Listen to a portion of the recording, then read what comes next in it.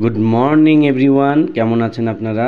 আজকে সকালটি কেমন কাটছে? আশা করছি সকলে ভালো আছেন, ভালো কেটেছে।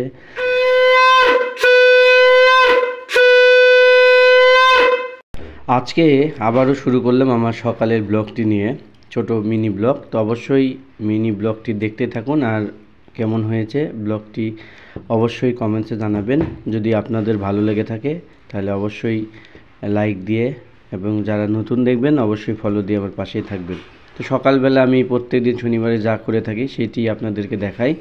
আমি প্রথমে বাসায় ঘুম থেকে উঠে ঠাকুর জাগাই, তারপরে মন্দিরে আসি। এই তো মন্দির থেকে এসে দেখছি প্রহর লেখাপড়া করছে। তারপরে আর কি প্রহরের মাকে বললাম যে সকালের নাস্তারটুকুন আমাদেরকে দাও। সে আমাদের সামনে নাস্তা নিয়ে উপস্থিত হলো। রুটি, মিষ্টি, চা, যা আর কি সকালের নাস্তা।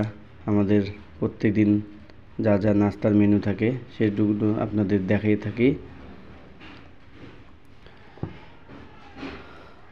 তো আমার মিনি ব্লগটি কেমন হয়েছে অবশ্যই